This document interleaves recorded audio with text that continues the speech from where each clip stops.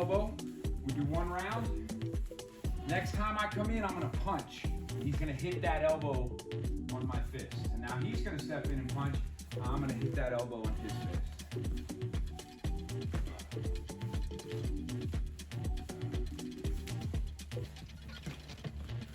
And I'm gonna step offline like a papite.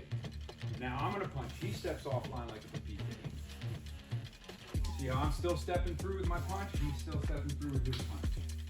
And we're still gauging that range. See how I can float with it a little bit? If I step in too tight, I get too tight.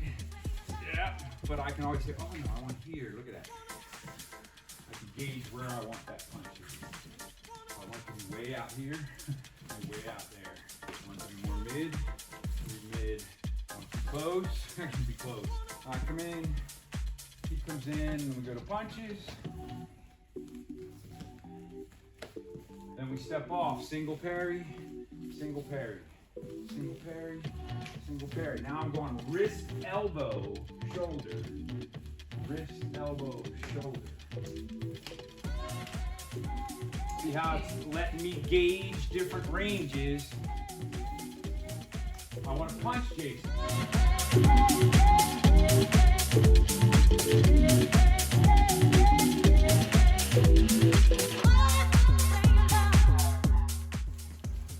Single, single, single.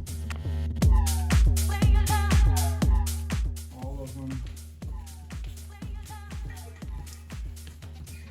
Then we 3 before I throw my punch from this position. Reach across and touch his opposite shoulder. What that means is that my punch could penetrate that far. Then I'm gonna bring my hand back and I throw my punch. Jason does the same. Touches, and then he steps through. Touches, I step through. Touches, I step through. Just kind of checking that